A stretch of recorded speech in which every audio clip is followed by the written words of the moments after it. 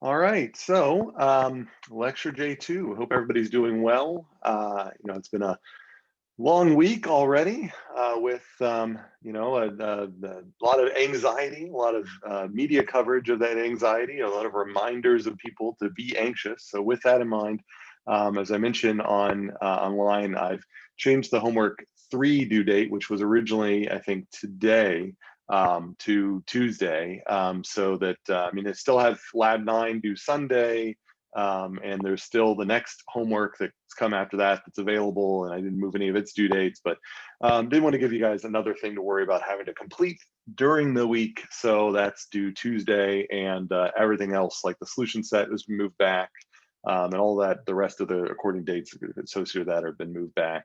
Also, there was at least a couple of questions about in Lab 9, how Arena, and I'll mention this in the slides as well, but Arena produces these DAT files, and if you want to generate your own histograms and things, you need to get them into Excel. And this is covered briefly in Lab 9 slides and in the Lab 9 video, but just to highlight that, the DAT files that Arena spits out, you have to open in Arena's output analyzer. The output analyzer is a separate program that you find like in the start menu, or if you just run hit in your Windows button and type output analyzer, you should be able to find that. And that thing is actually what opens the DAT files, and then from there you can export. And when it says in the slides to use a txt file, it just means manually type in whatever file name you want, .txt. It doesn't actually look for it. So yeah, there's a question. So first you save it as a DAT file and then open an analyzer. That's right. So one of the, I don't want to say easiest, but one of the best ways, I guess, to get data out of Arena, as I'll mention briefly in the slides today, is to save them as these DAT files. But these DAT files are a proprietary format for Arena, so then you have to open them in Output Analyzer to translate into an Excel format, so you can actually get your raw data into Excel. There are ways to get summary statistics from each replication into Arena, or into Excel directly from Arena, but when you want all of this more fine-grained data, you have to go through the output analyzer. So that's the process. Generate the DAT file with Arena, and then open up the output analyzer and bring the DAT file into output analyzer. And then from the output analyzer, you can export to a text file that will be space delimited. So then you can go into Excel and do file open. So don't like right click on it and say open in Excel. You actually go into Excel and do file open, select that file, and then it'll say, what delimiter do you want me to use? Say it's delimited, then say space delimited, and then that space delimited file should give you columns of data that you can make use of. I also put on Canvas, so for those of you that say, it's hard on Zoom or from remote to find people to study with in class, I might just bump into them and chat with them. I don't really have that. So I would like to try to foster some of that community there. And a lot of people don't realize it, but students have the ability in Canvas to create your own groups and then join other student groups. And so if you click on the people button in Canvas, you can then click on the group tab and then add a group.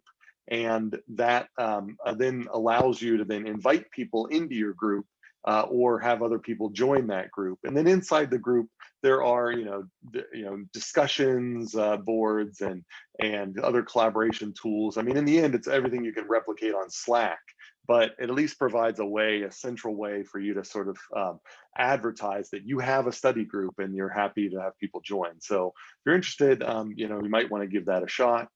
For those of you who have turned in that input modeling report, again, so the availability deadline I moved to Sunday, I think most of them have trickled in. There's still a few more that are out there. I'm working through the ones that have trickled in and provided some feedback. So go and if you have received a grade on that, then make sure to go in and view that input report, because I may have annotated your report with feedback on what I think are red flags or what I think is really good, and so on and so forth. So those are kind of the state-of-the-art announcements before we go into kind of the standard ones. So any questions about that? About any of the changes or things moving forward here?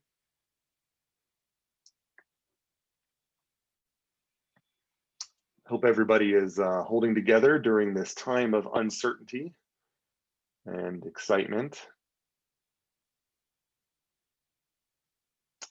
My first PhD student is defending his dissertation tomorrow, and so I think, and then he's moving to the UK to start a postdoc, and so I think he is fully vomiting this last weekend based on his level of anxiety. So a lot of PhD defenses going on right now. So a lot of exciting developments this week. All right. So let's move on. I'm excited about this lecture because we get to talk about confidence intervals. But before we get to that, Lab 9 has been out there. I think, several people have already started working on it because it sent me a couple of questions about it. Lab 10 is the last lab. It covers a few more things like batching, as I mentioned, but also some additional arena-based tools. So I think you'll get more familiarity with things like the process analyzer and maybe even OptQuest in Lab 10, if I remember correctly. So those are tools that can help you not only on your final project, but also on this last homework, J2. And then the rest of the weeks, there's no more labs. And so the time that you would be spending on labs, you can then spend on working on the final project or getting assistance on the final project. Final project, we're all available or familiar with that. Like I said, the input modeling report, the availability deadline is now it's extended to Sunday. So make sure that you get your input modeling report in before Sunday. And as I get them, I'm working on giving you those feedback. So I can give you that feedback as soon as possible, and you can make whatever modifications you might need in going into your report. And then otherwise, the next thing that you turn in from that is your presentation video and your final report, and then you'll do some peer reviews of another group's presentation video and final report. Other assignments, ICA J3 is out and available. There's also ICA L.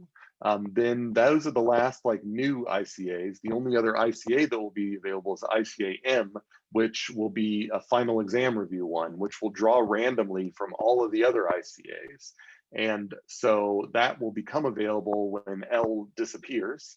And then you can take ICA-M as many times as you want as part of a final exam review, and to help prepare you so you have questions for our final exam review lecture.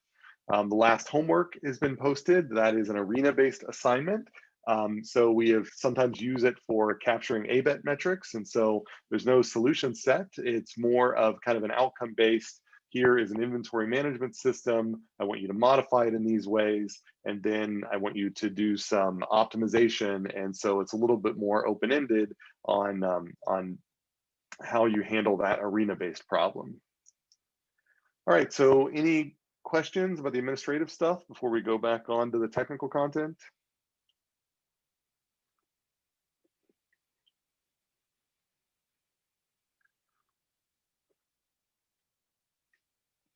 Okay. All right. So where we were in lecture J1, when we kind of left off here, is setting the stage for, as we're running simulations, there's data that we're either going to take across independent simulation runs. And those independent simulation runs we refer to as replications. They are replications of an experiment. And so normally, the only way we can guarantee independence is by running separate simulation runs, which are going to be started with separate random number seeds. When you go into Arena and tell it to run 3 replications in your run setup, it knows to give 3 different random number seeds to, a different random number seed to each one of those replications. That's how it guarantees that across replications, you'll have independent data.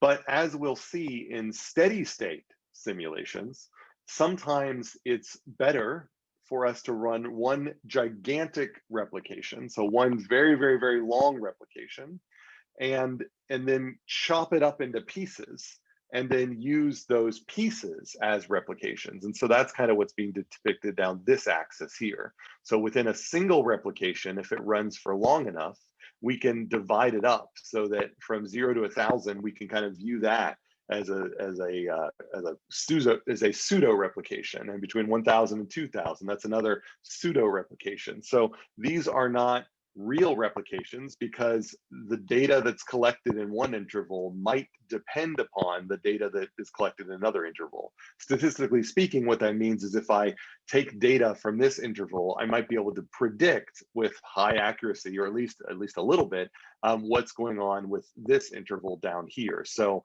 these results are not necessarily independent of these results. Now, as we'll talk about for steady state simulations, it's often the case that the nature of the simulation allows for this so long as these intervals are long enough. But for transient simulations, you would never do this. You would never do this batching idea here where you cut things up into batches. You're sort of limited to running independent ones because you care about the whole simulation, not just a part of it. In steady state simulations, because you only care about a part of it, you can cut things up this way. And that's why we talk about there's variation across replications and there's variation within replications. And how we use the data depend upon where those variations come from, the source of those variations. And so when we can count on independence, and normally the only way we can count on independence is by running independent replications, except for in the case of steady state simulations, where sometimes we can take chunks of data and claim that it's independent of other chunks of data. When we can have independent samples, then the samples we take from each one of those independent replications, we might want to then quantify, for one, the mean across those replications, but then also we know that if we took another set of replications, we might get a different mean. And so we not only need to then calculate a mean for the data we have, but we also need to estimate what the variance in our mean estimator is. And that's what the standard error of the mean is. So when you don't ever just give someone a mean, because that mean, if you would have run the experiment again, that mean might change. So you need to tell someone, not only is this the average, the sample mean, but based on the variance that we got from the experiments that we ran, we know that if we were to run more experiments, this mean might change. And it's going to change subject to a normal distribution that has a standard deviation that's equal to the so-called standard error of the mean, which is just the sample standard deviation divided by square root of the number of samples you had. That gives you the standard error of the mean. And the derivation for that I gave back when we did the foundations of the t-test. So, and you calculate the sample variance with this summary statistic down here that we've talked about before. So again, this point estimator of the mean is best suited where each sample comes from an independent replication. So if I go back to my diagram here, I view down here, this is an average from a whole replication, an average from a whole replication, an average from a whole replication. These three numbers together, I view as Y1, Y2, and Y3 that I can then average together into an average across my three replications. And then I can associate a standard error with that. In the case of a steady state simulation, as we'll talk about in the next lecture for steady state simulations, then I can take a single replication and cut it up into batches. And so just like, a cookie sheet or a brownie, sheet, you make brownies with a giant brownie pan and you cut those up into pieces, and then each one becomes its own brownie. And if we can assume that the brownie 4 over from this brownie over here is independent, so if this brownie tastes good, this brownie might taste terrible. We usually can't assume that with a cookie sheet, right? But for a steady state simulation, it's a special type of cookie sheet where across the cookie sheet, as long as you separate things far enough, then the brownies on one side of the cookie sheet might be totally different than the brownies on the other side of the cookie sheet. And so in those cases, each one of these are our different brownie slices from our giant cookie sheet, which is the single replication. And in those cases, we can treat each one of these averages that comes from each slice of the brownie sheet as an independent replication. And then we can then average those using this mean estimator that we were talking about and use the standard error of the mean. But we can only do that in steady state simulations if these are long enough, as we'll talk about in more detail next lecture. So each run of a simulation, I'm going to use this term replication. I will often use capital R for the number of replications instead of just a, it's kind of meant, I might sometimes use a lowercase n to just mean number of samples, but you can get number of samples within a replication, and you can also get number of replications. So when I really want to emphasize that I'm talking about the number of independent replications, like simulation replications, the number of times I've independently run my simulation, my experiment, I'll use a capital R for that. And across replication data, if it's a replication, we assume it's going to be independent, they'll be identically distributed, and often these data will be normally distributed because of the nature of the type of metrics that we capture. They often are very additive, and so they, by the central limit theorem, they often be normally distributed. Consequently, across replication data, we can use things like t-tests for. So that's why I'm usually not going to ask you to do these fancy normality tests, because with this type of simulation data, it's often well suited to just use a t-test. In the professional world, you should definitely confirm normality before you use a t-test. But in this class, just to keep things simple, then I normally am not going to be so worried about that unless there's clear indication ahead of time that the data that's coming out, it doesn't fit the normality assumption. So if it's count data, or if it's clearly skewed so that it's non-negative and has a long tail, then those are reasons why I might say, can you really trust that t-test? But almost never do the simulations that come out of your final projects land in that bin. The problem within replication data goes back to my brownie sheet example, is that if you treat one brownie as independent from another brownie, and then use them as a population of brownies to make an inference about all brownies, in the world, then the problem with that is if they all came from the same sheet, then that sheet might have been overcooked, in which case all brownies there are going to be overcooked.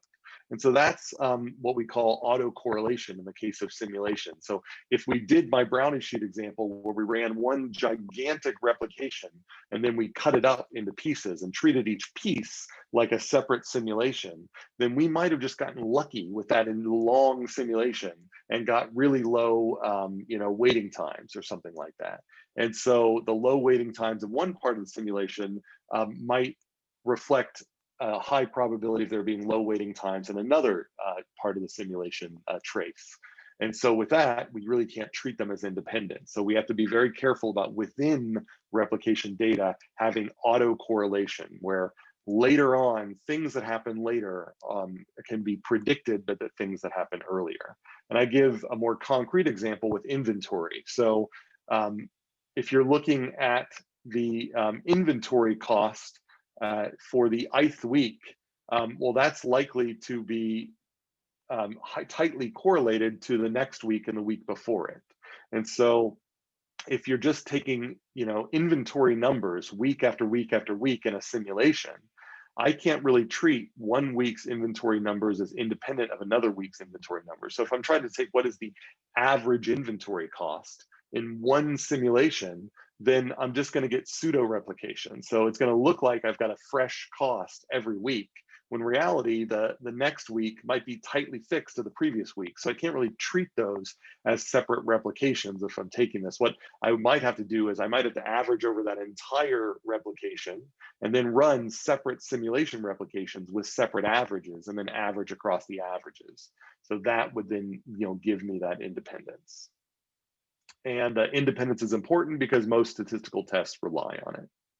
If things are independent, then you can use the standard error of the mean. So that's the background on which we're now going to build all of the rest of the stuff that come in. Oh, and I meant to mention this too. I jumped ahead of myself. The other problem with within replication data is the dependence on initial conditions. And so you initialize a simulation with, say, all of your queues are empty, so no one's waiting. And so initially you have to wait for people to arrive and start letting those queues reach steady state. And so you end up creating a correlation where low queue sizes predict higher queue sizes later, which predict higher queue sizes later, and so on, until you reach steady state. Then when you reach steady state, then maybe you can do that batching example, the brownie example, where you treat it like a giant, cooking or a baking pan, and you can cut that up into multiple brownies. But during the initial conditions, all of those brownies that are kind of next to each other are going to be related in a very gradient way. And so this dependence on initial conditions is a real problem within replication data. And we can alleviate that just by running multiple replications, and each one has their own initial condition. As long as each one runs long enough that they get rid of the impact of initial conditions, and then we run multiple replications, then we're guaranteed that every new replication is going to be independent of all the other replications. So that's how we guarantee independence. All right, so that is our background on which we can now move into the lecture J2, the new content. But are there any questions about what I mean by within replication and across replication?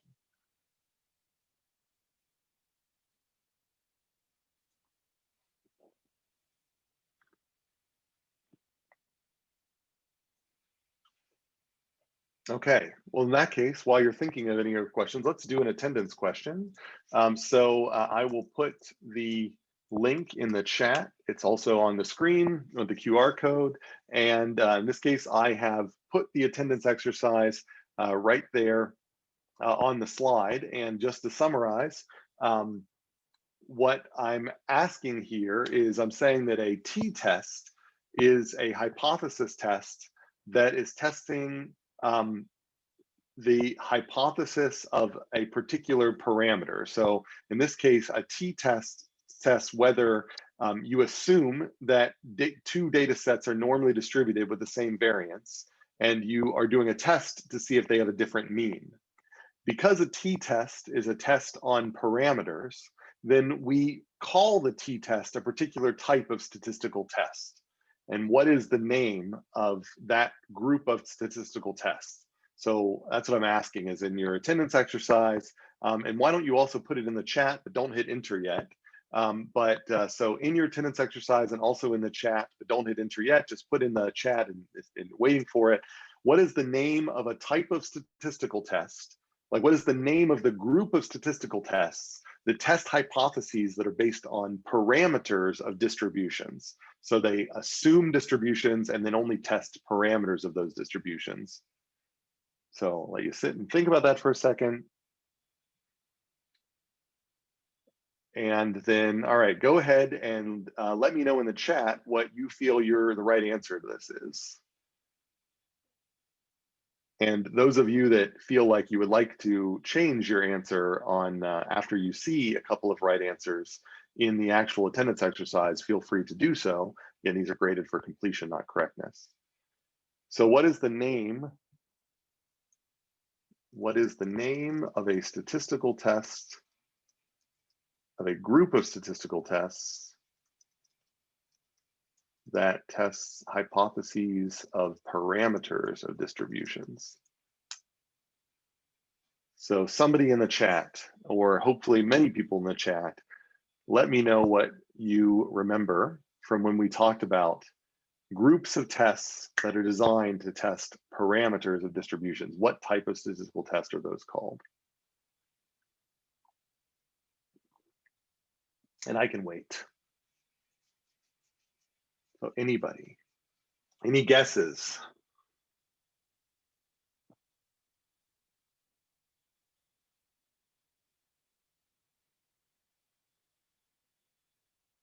I'm seeing some guesses come in. Some of them were private, some of them were public. And these are all what I was looking for. Parametric is the answer that I was looking for there. So these are parametric tests. And so I've mentioned to you that I want you to try to, in this class, start to build up this statistical decision tree of tests. And just to give you an idea of what I mean, I went out and Googled and I found out that actually on Wikipedia, they have a page on parametric and non-parametric location tests. And on that page, they have exactly the type of decision tree that I'm hoping that you'll gradually build up as you move into your career in working with data. So they say, if you're working with one group, and you've got a lot of samples, you can use one sample t-test. If you're working with one group, and so one group means you're testing a particular mean, just one mean. So you've got data and you're saying, does it agree with this mean? And if it's normally distributed, also t-test. But if it's not normally distributed, then you have to use a non-parametric test, is what they're saying here. For two groups, then they've got the same breakdown here. And if you see, just like I was telling you before, the U test, the Mann-Whitney U test, that is a non-parametric version of a t-test, and it's otherwise known by the Wilcoxon rank sum test.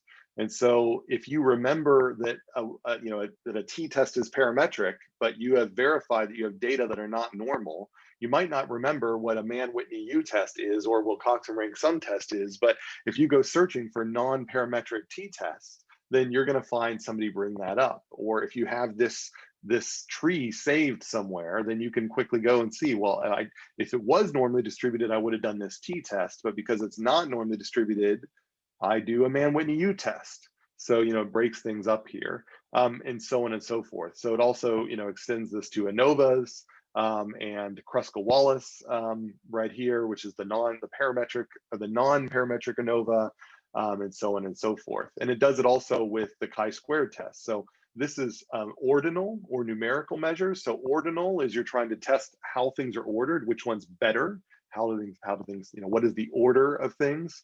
And then nominal, count data. So if you're testing count data, did I get the right distribution of counts? Then there's a decision tree there.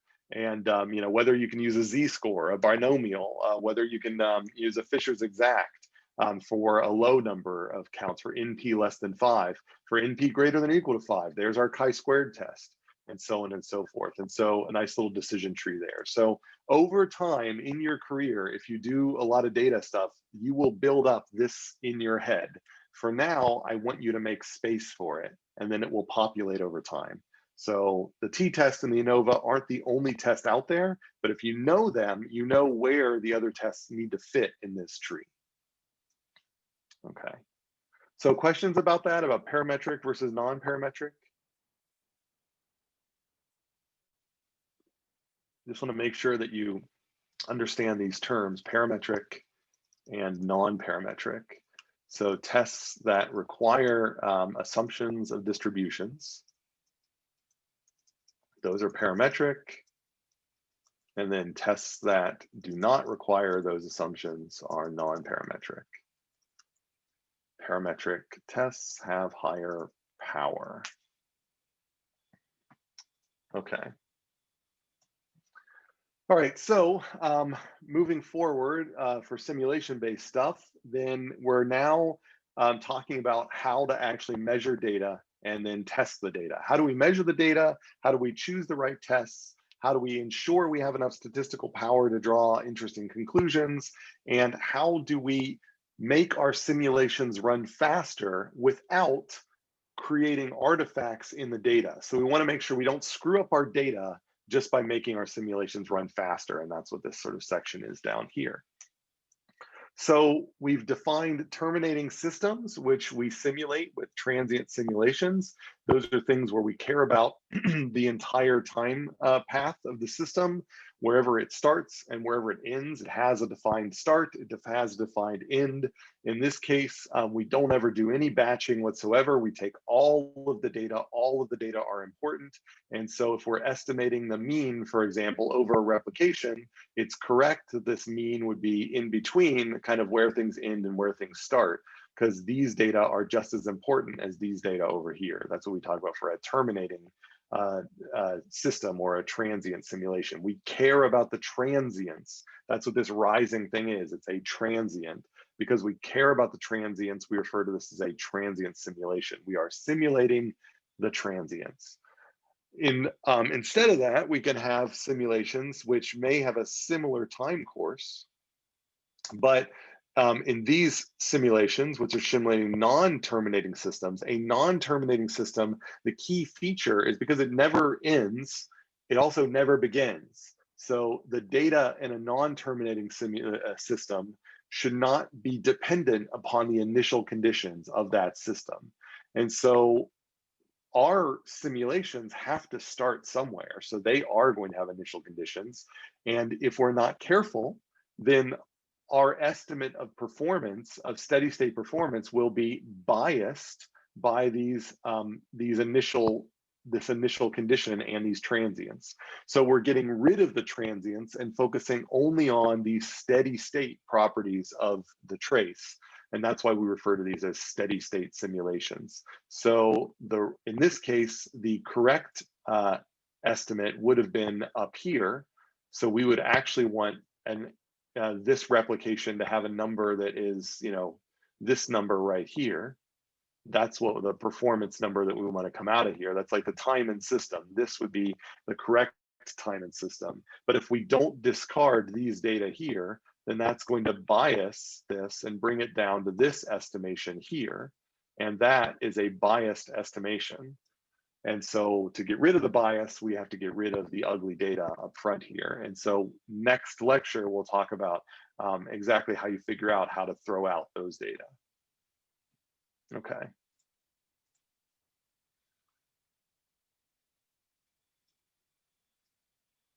All right, close that. Okay, so I just mentioned the term bias. What do we mean by bias? And so I'm trying to estimate some parameter in each of my simulation models, like the average time in system for customers. And so if I go back to this system here, then I might see that initial customers get in and out of the bank very quickly because nobody is there. But once we get a population of customers in the bank, then the customers after that point, then they have to wait. And so their time in system is a little bit higher. So if I average across all of my customers, my early risers and everybody else, then my estimated average time in system is down here. And that's actually fine because I care about both these customers and these customers. And so I'm okay with this being lower than these because these are real data. Now, if I'm in the case of like a Walmart, or something like that, or a 24/7 grocery store, that grocery store may never be empty.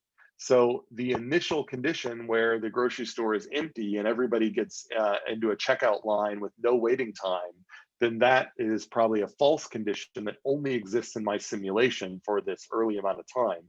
And once I manage to get simulated customers in there, then everybody's true wait time is higher. And so it would be biased for me to include these ones right here. So with that in mind, this parameter that I'm trying to estimate here might be the average waiting time for a customer. And so I can only sample this. And so I run my simulation for, let's say, 15 runs, and I average across those 15 runs, and I get this estimator. So this theta hat here, this is my average across those 15 runs. And what I hope is that, but the problem is I run another 15 runs, then this theta hat may be different. If I run another 15 runs, then this theta hat may be different. So theta hat itself has a distribution. And the bias in my estimator for theta hat, the bias in the formula that goes into calculating theta hat, is defined as the difference between the average of that distribution and the real parameter. So to create an unbiased estimator is to create one where if I were to run 15 runs and another 15 runs and another 15 runs and another 15 runs, and I took for each one of those, I estimated theta. So theta hat, theta hat, theta hat, theta hat. And then I took a histogram of all my theta hats, then the mean of that histogram should be right on the actual value of my from my system. And if that's the case, then if I know that I've created an unbiased estimator, then I can take my single theta hat and just quantify the variance in that estimator. So I don't know if I've managed to, I don't know if I've estimated a theta hat that's above theta or a theta hat that's below theta, but I do know that it is centered, that the distribution of theta hat is centered on theta. So if I create a standard error of the mean, then that standard error of the mean is going to cover most of the the possibilities of where theta is going to be. So that's the reason why I want these unbiased estimators, is because then with a single estimate, and an estimate of the variance, I can be pretty happy that the real parameter is probably going to be nearby, either above or below. So if I manage to build an estimator that has no bias, we call it unbiased, and that means that the mean is equal to the parameter. If I build an estimator that there is consistent bias, then we say it's biased. And so going back here again, the real parameter might be the thing that's right in the middle of all these squiggles in the steady state. And so down here for the steady state simulation, I actually wanted to estimate this would be my theta that I'm trying to estimate right here. So that's my theta. But when I take data from all of these points, then I'm going to get a theta hat. And that theta hat, the question is how close is it to theta? And so hopefully the average value of my theta hat is equal to where this blue line is if I were to run this simulation over and over again. But if I always included these data, then I know that my theta hat will always be too low. So that's what I mean by creating an estimator that has bias. If I include the wrong data, it's going to bias my estimator. Or if I use the wrong formula, it may bias my estimator. The reason we divide by n-1 when we calculate sample variance is if you divide by n, you introduce bias. You necessarily make your variances look smaller than they actually are. Okay. So are there questions there about what I mean by bias? Now, bias is a term that we hear a lot in the news. And so this is the formal definition of bias.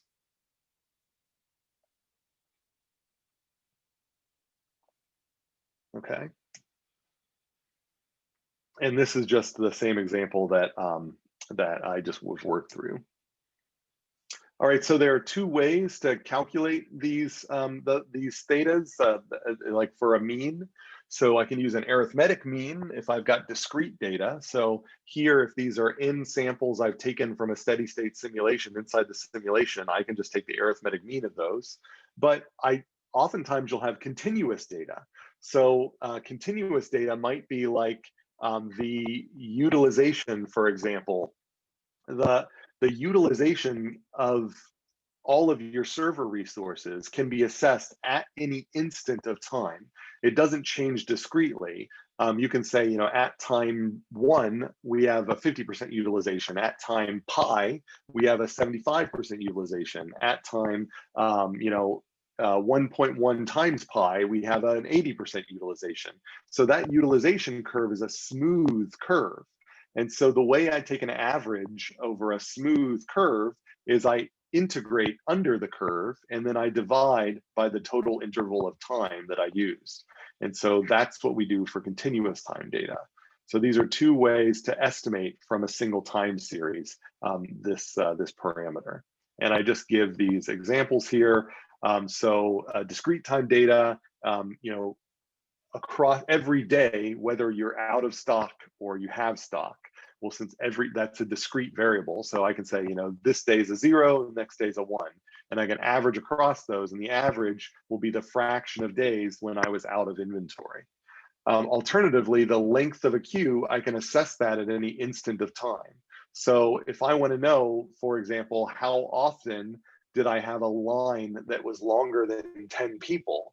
Well, that isn't assessed every day or every minute. That's going to be assessed at any instant of time. So that will be a continuous signal that I can take an area under.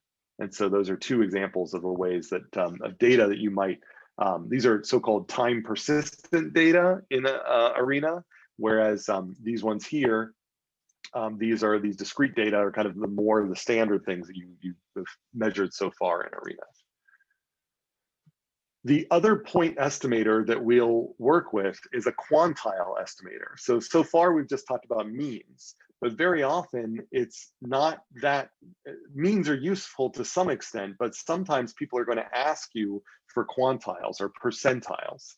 And so a quantile tells you, like somebody will say, right, what is the 85th percentile performance? And what they want to know is what is, for example, the waiting time that 85% of all waiting times are under. So by giving you that waiting time, it tells you information, not just about the mean, but it tells you information about kind of the rest of that distribution. So if I ask you for the P quantile, so the 0.85 quantile, then I'm asking you for the level theta that is such that the distribution, so the probability of the thing that you're measuring is less than or equal to theta, is equal to whatever quantile I asked for. So if I were to annotate that, because when you start working with these quantiles, it can be a little confusing, but if I were to put in 0.85 here is my p value, but I don't want to say p value, is my quantile value, then I'm asking for what is the theta value for which all of the outcomes y are going to be such that 85% of them are less than this theta value. And so that, and I'll give you an example of when that's useful.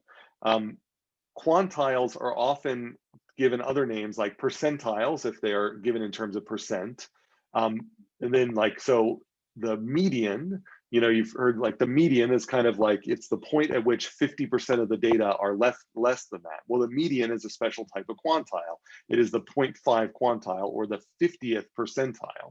You'll also hear people talk about quartiles. So you can say QUARTILE. And the quartiles are 0, 25, 50, 75. So, they're the 0, 25, 50, and 75th percentiles. And maybe even 100. So I guess I'll include that 100. So really, the 0 is not necessarily an important quartile, but these other 4 are important.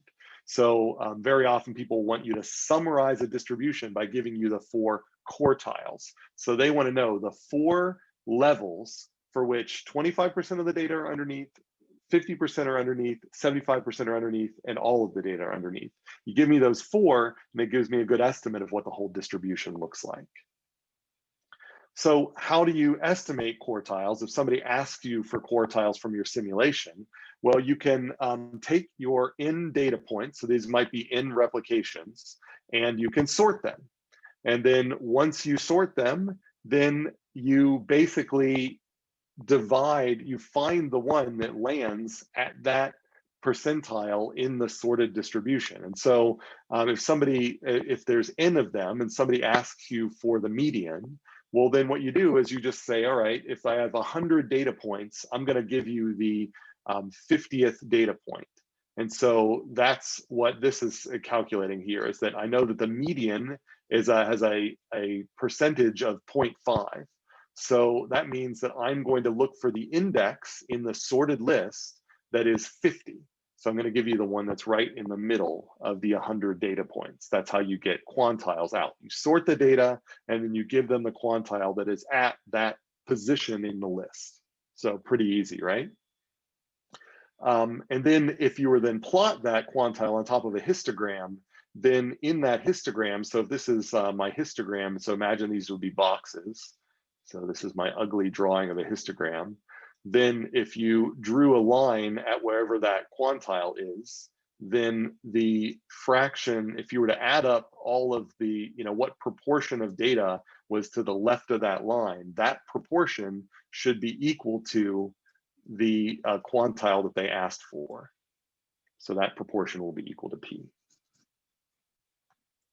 All right, there's a question. Is the 50th quartile the mean or the median? Okay, yeah, so you answered that, right. So that would be the median.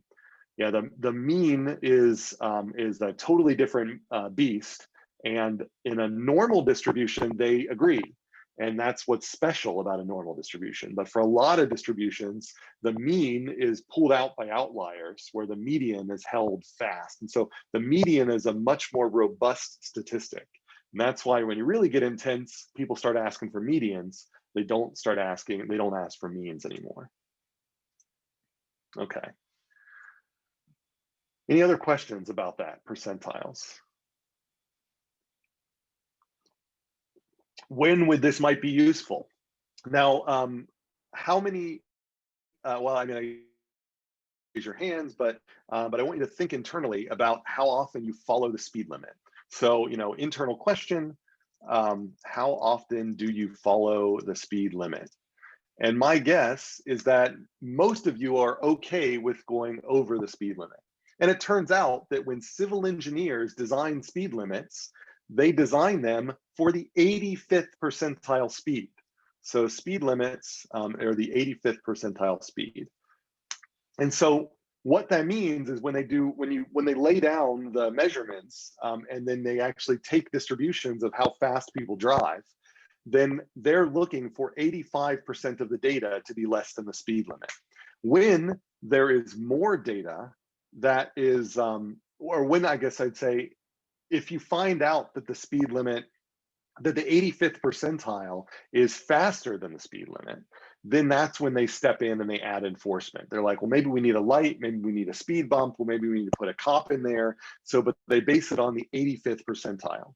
So let's say you're building a simulation, a traffic simulation, and you would like to simulate a bunch of different interventions to get this 85th percentile speed. You would like to sort of say that, look, I've got an intersection and I noticed that at this, coming up to this intersection, or maybe in this particular highway, I can build a simulation that has the same problem as in the real world. So I managed to calibrate my simulation so that 95% of the people, or say that maybe only 75% of the people drive under the speed limit. And I say, well, if only 75% of people are driving under the speed limit, then there's too many people driving over the speed limit. And I'm going to build a sim so that 75% of my simulated people are driving under the speed limit, and then I'm going to alter the simulation in some way. So that was my as is, and my intervention might be I add speed bumps. Maybe I decide to put in some speed bumps here. So I simulate the effect of speed bumps, or I add enforcement. Maybe I put a cop on the side of the road, or I put something up here that I can tell people their speeds, and I've got some psychological model of how drivers might respond. After the intervention, then I get distributions of speeds out of my simulation, and I can then calculate the 85th percentile speed out of my simulated drivers. And I need to see if after my intervention, my 85th percentile speed is now back to the speed limit. And if it is, then I've achieved my goal, and I now have a suggestion that I can give to the civil engineers or the city planners or the police on how they might proceed in getting people to slow down. So that's kind of an example of when the percentiles are more important than the mean.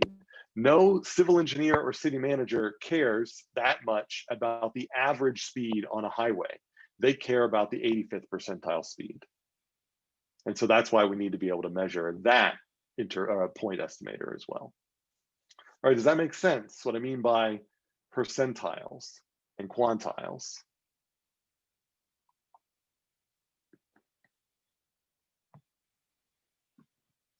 Okay. All right. So questions, any questions? All right, so now on to the topic I've been waiting to talk about all semester, and it's a great time in days of COVID and elections to talk about interval estimators. Point estimators are terrible, right? I mean, point estimators, they don't tell you anything useful, because you know that if you ran the experiment again, you would get a different point estimate. You run an experiment, you run 10 simulation runs, and it gives you an estimate of the total time in system is 5.5. And then you run another 10 simulation runs, and it gives you an estimate that the total time in simulation is 4.5. Well, which one is it? Is it 5.5? Is it 4.5? If I would have only run the first 10, I would have told my boss it's 5.5 and would have sent him off, and he would have made a bunch of changes in order to address that. But then I run another 10, and then I find out it's 4.5, and maybe I tell my boss that it's 4.5, and he says, you know what, that's low enough that it's fine. We don't need to make any changes. So that's the problem with point estimators, is that you get a different estimate every time you run the simulation. So that's the reason why every time we give someone a point estimate, we have to give them a confidence interval. And what is a confidence interval then? A confidence interval is defined, and down here, as the hypothetical parameter values that cannot be rejected by a t-test at our false positive rate. So if I have a 95th, so you might hear about a 95, what is your 95, what is your 95th percentile confidence interval? And so the 95th percentile confidence interval is the confidence interval for which a t-test with a significance level of 5% could not reject any of the hypotheses in this interval. So, so what we're saying here is if you were to draw this confidence interval on the real number line, you would have y bar, your point estimate, in the middle, and then you would have the entire confidence interval on the left and right. So this is going to be the y plus h over here, y bar plus h, and then you'll have your y bar minus h on this other side over here. And so what we're saying is that if you were to ask about a value over here, we can reject it. But if you were to ask about any of the values over here, you can't reject it. So if I want to say, like, ripped from the headlines, so some of you might, I'm just pulling over a web browser here. Some of you might be familiar. Oh, sorry about that. With, given the talk about COVID-19, there's a lot of talk of this quantity RT.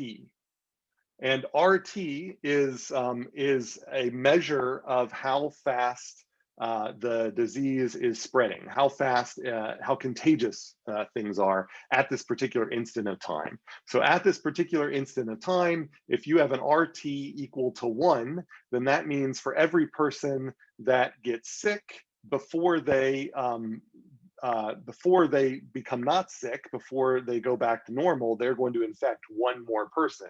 So an RT equal to 1 indicates that the number of people who have the disease is not shrinking, it's staying constant.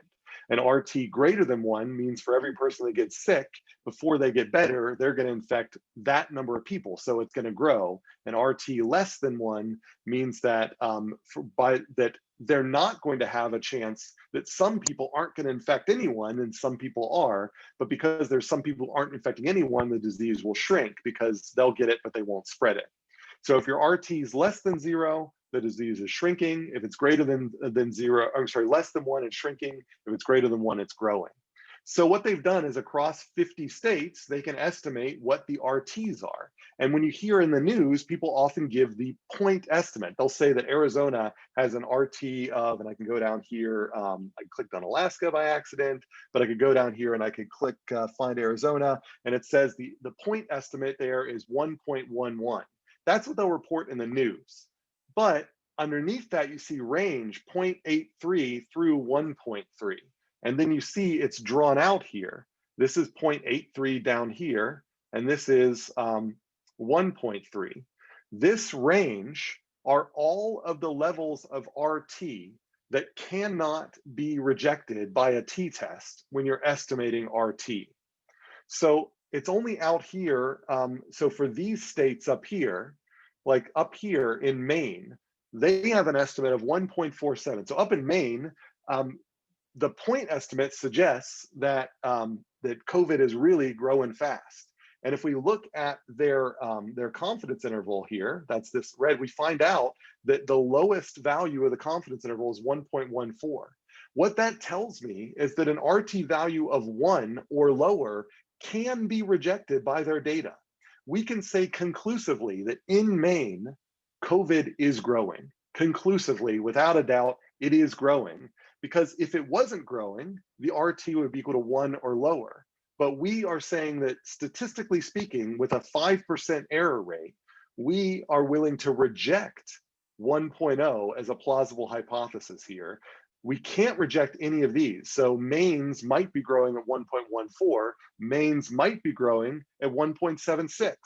We don't know. We'll give you the middle point just for conciseness that, it's 1.47, but it could be anything from 1.14 to 1.76. So based on the data we have, we can say that it's definitely growing in Maine.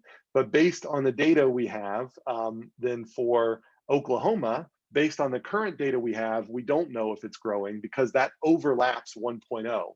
1.0 is in the range of hypotheses that we cannot reject. That is the way you're supposed to interpret a confidence interval.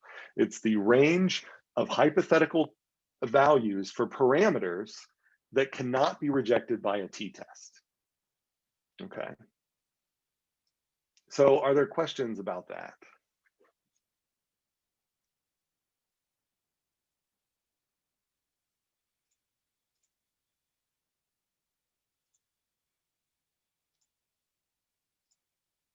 Okay, so, and that's all I'm kind of summarizing down here, is that the confidence level of a confidence interval is just 1 minus alpha, where alpha is your false positive rate. And so the confidence level is your true negative rate. 1 minus the false positive is equal to the true negative. And so when I say a 95% confidence interval, then what I'm saying is that that confidence interval is consistent with a t-test that that gets negatives correct 95% of the time. So the things inside the confidence interval, I have a confidence of about 95%. Another way to view it is that if I reran my experiment 100 times, 95, so I could run an experiment and generate a confidence interval. I could run an experiment, generate a confidence interval, run an experiment, generate a confidence interval. If I get 100 confidence intervals from the same experiment, 95 of them will include the true parameter, and only 5 of them won't. That's what a confidence interval is about there. So never, ever, ever give a point estimate unless you're just doing it to be the middle of the confidence interval. Always provide that confidence interval. And we'll see more and more of that as we move on. So the usual confidence interval is defined this way, and notice we've got that t, that critical t parameter in there. And that's because the usual confidence interval is built upon a t-test. And that means that the usual confidence interval requires normally distributed data taken from independent samples. So all of the assumptions for a t-test also go into a confidence interval. If you don't have those assumptions, you can at least use standard error bars, but you have to interpret them slightly differently. A confidence interval has much stronger interpretation, and that's this interpretation up here. So if you have the confidence interval or the half width, and you know that the data are normally distributed, then if you know the number of samples that went into that calculation, you can then back out the other parameters of the estimated distribution. So my half width is written in this formula. Well, if I know n, then I can solve for the sample standard deviation. So ARENA will often give you half widths, 95% half widths in its report. If you wanted to know the standard deviation, you can use the number of replications you ran, and you can multiply the half widths it gives you and divide by the critical t value, and then you'll back out the standard deviation. So you can estimate one from the other. And then the nice thing about this interpretation is that it allows us to graphically summarize t-tests, not only the one sample t-test like I did with the RT values, but also 2 sample t-tests. And I'll show you a graphical example of that in a second. But basically, if you're given 2 confidence intervals that are 95% confidence intervals, let's say for 2 different populations, a group that drinks coffee and a group that doesn't, and I have the confidence intervals for their performance and the confidence intervals for the other performance. If those 2 confidence intervals do not overlap, if they are separated, if there's daylight between them, then we can conclude that if I did a 2 sample t-test on those 2 populations, I would find a significantly different result between the 2 populations. If they do not overlap, I have to run the t-test. But if they, if they do overlap, I have to run the t-test. But if they do not overlap, and I'll show a graphical example of this, if they do not overlap, then that means that I can conclude without even running the 2 sample t-test that they are significantly different at the 5% rate. And then likewise, if someone plots standard error bars and not confidence intervals, if you know they're normally distributed data, then you can get a confidence interval just by doubling the standard error bars. And that's because the critical t-value for a high degree of freedom is about 2. And so the half width is just the standard error of the mean multiplied by the critical t-value. And the critical t-value, if you look in your tables, goes to about 2. Remember I said you might want to memorize the number 1.96? That's kind of like where the critical t-value goes as you get more and more data. So if you have a lot of data, then for sure the confidence intervals, the half width, is going to be twice the standard error. And so that's an easy way. If somebody gives you error bars, you can then quickly double them to get confidence intervals, and then do a quick t-test in your head when you're looking at their data.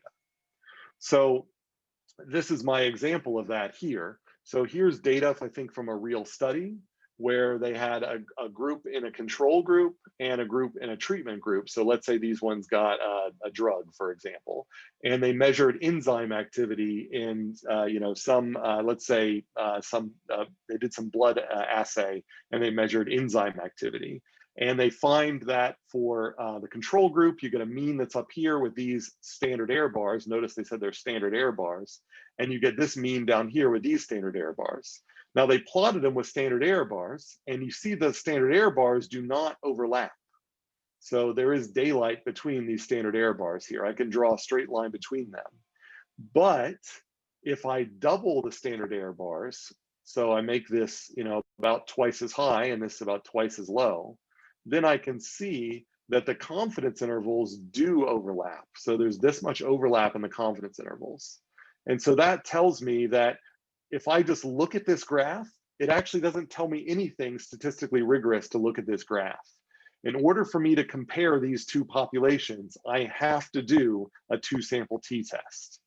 Now, if these here were actually confidence intervals and not standard error bars, then the fact that they don't overlap tells me that these two populations are statistically different. They're significantly different at the 5% error rate, at the alpha equal 5%. And I do not need to run a test. Graphically, I can conclude that these two groups are different. Okay. So does that make sense? Are there questions about that? If not, it's time for another attendance exercise.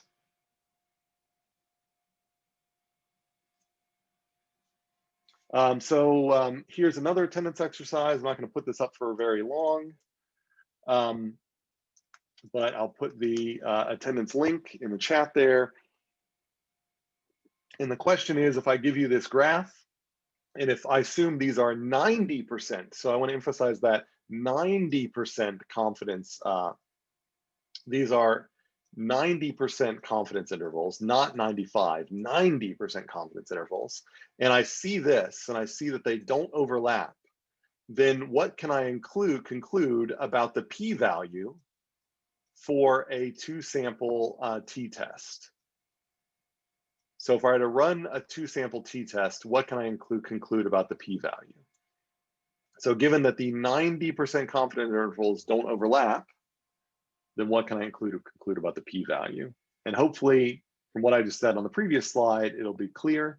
I'll give you a second to think about that.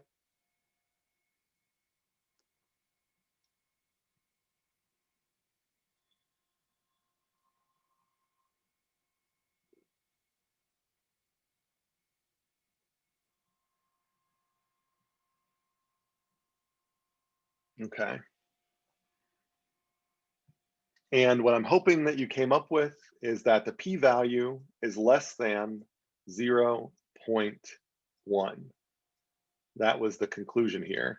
And that's because you know that if you had an alpha equal to 0.1, then a 2-sample t-test would reject the hypothesis that these two groups are the same.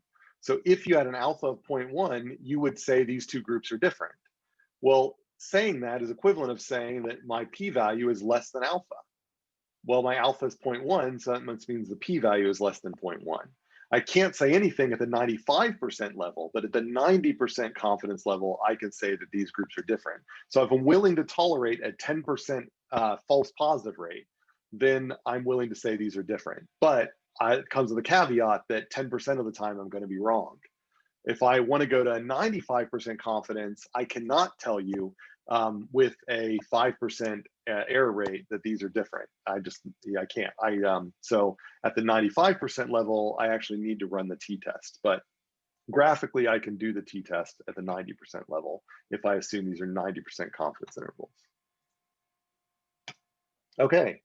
All right, so I'm going to skip ahead here. I do want to mention that you actually, that given a confidence interval, you can actually estimate quantiles as well, because a confidence interval assumes normality. So with a confidence interval, you can actually back out the mean and variance of the supposed normal distribution. And if you have a mean and variance of the normal distribution, then z-scores basically give you quantiles.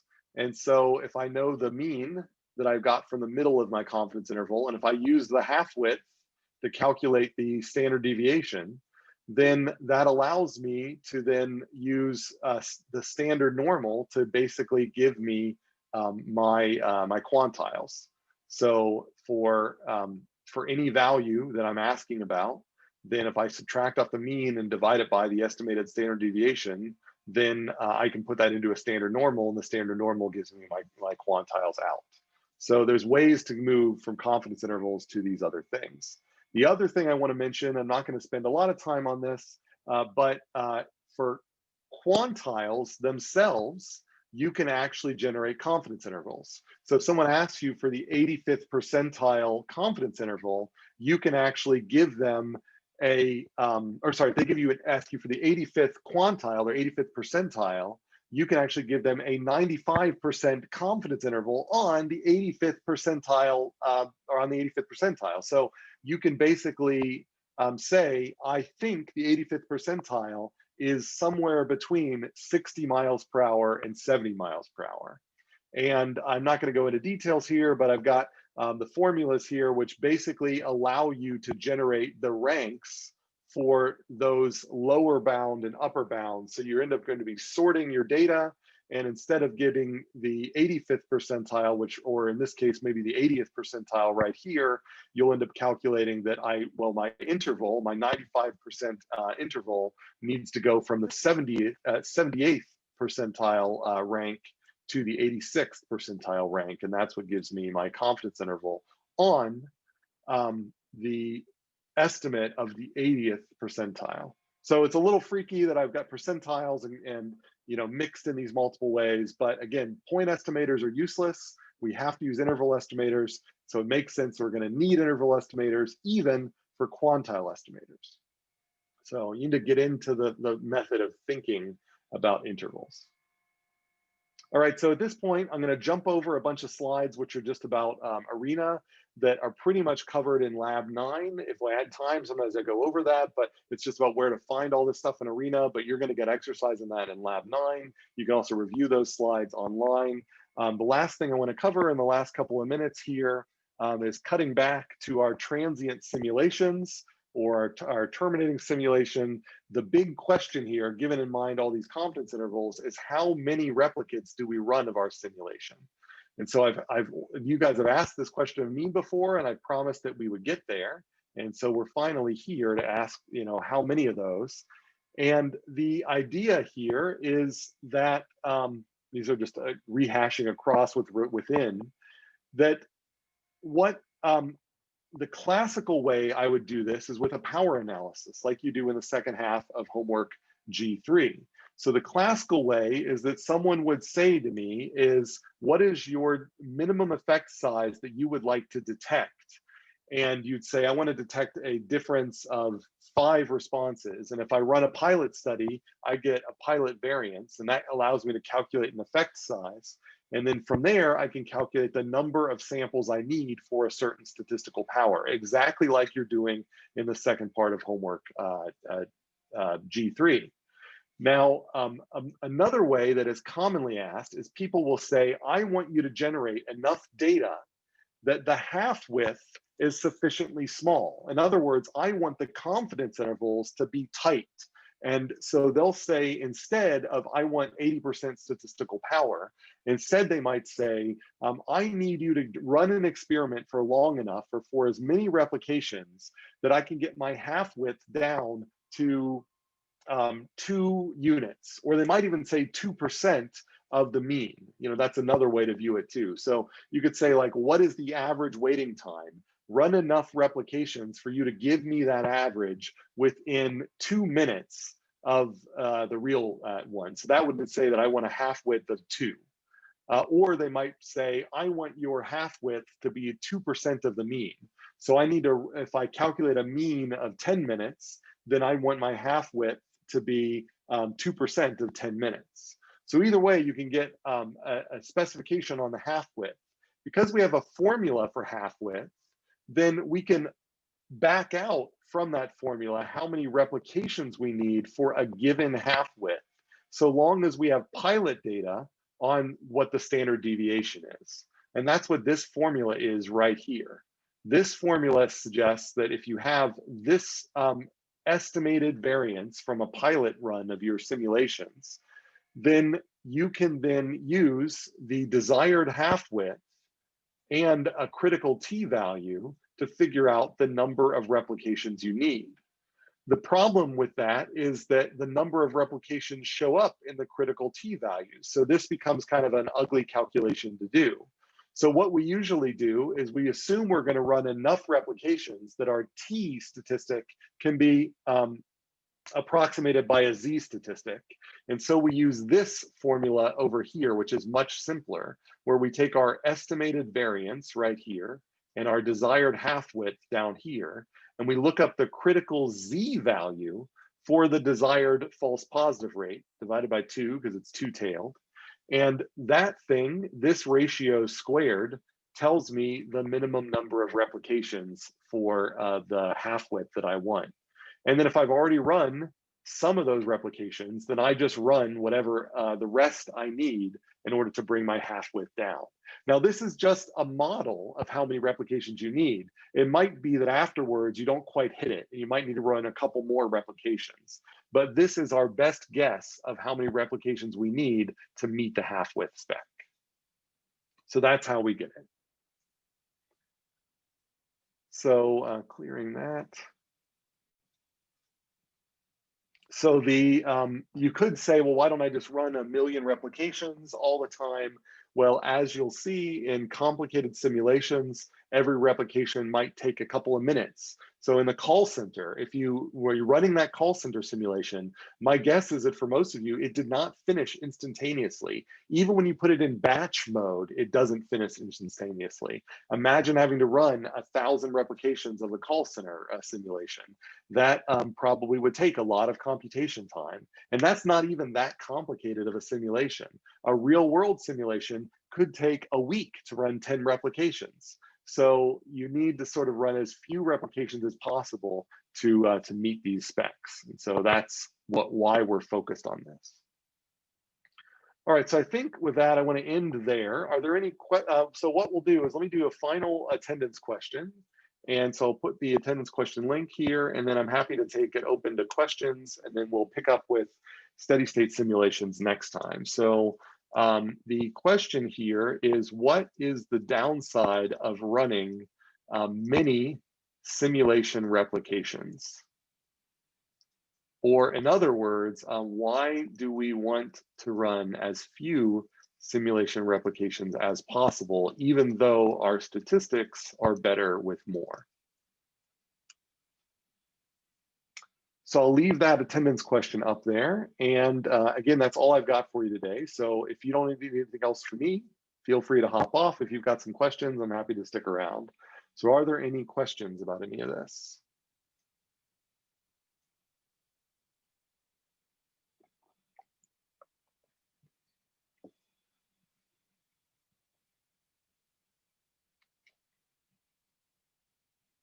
Sorry to skip over the arena slides, but again, they're just rehashing the Lab 9, and I'm just happy to be caught up to date so we don't have to inject slides that I left out in this lecture and the next lecture. All right, so no questions so far.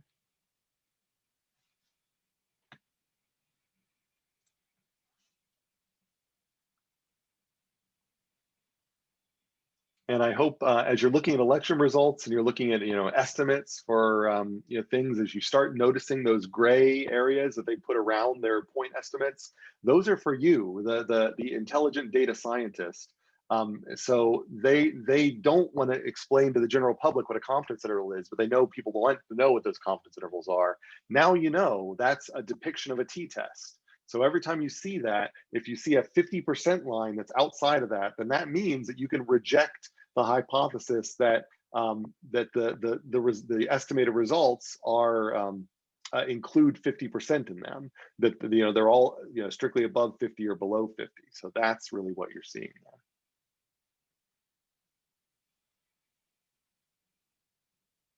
there. Okay. All right, so there's a question in the chat. On my example with the 80th percentile and the 95th confidence interval, does the confidence interval width change based on the percentile you're examining? I thought the interval width was only dependent on the sample size, like you mentioned a few slides later.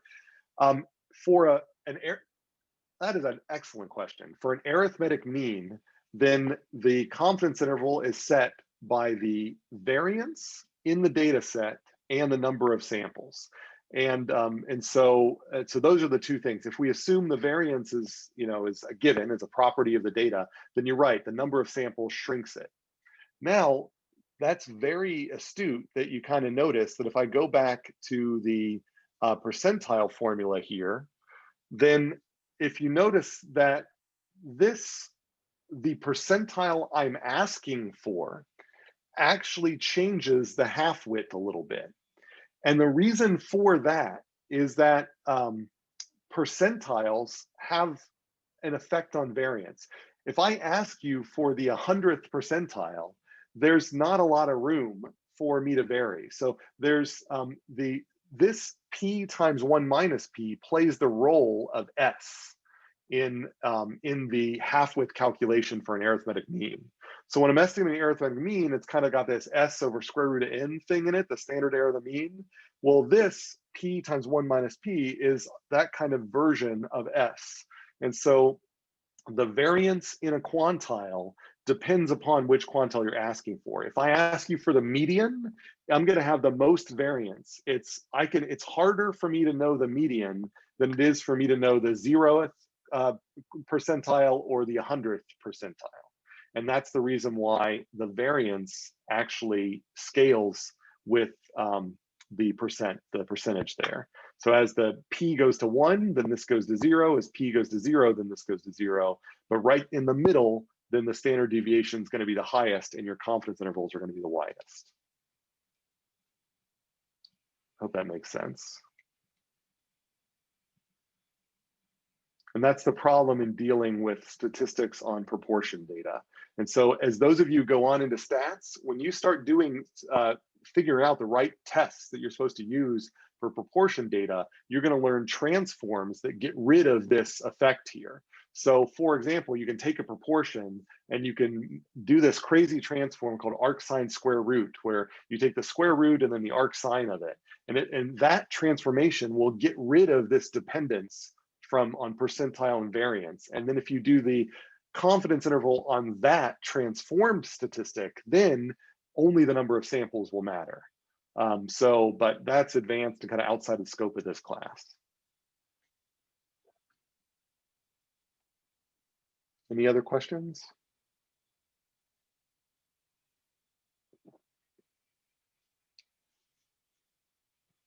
All right. In that case, I hope everybody has a safe and happy weekend. And again, homework that was due today is actually due on Tuesday, but still the lab report is due on Sunday. And then I think the closing date for the input modeling report, I think, is Saturday. So make sure if you haven't turned your input modeling report in, get that in. And then there's the next homework is available, homework J2. All right. Have a good day.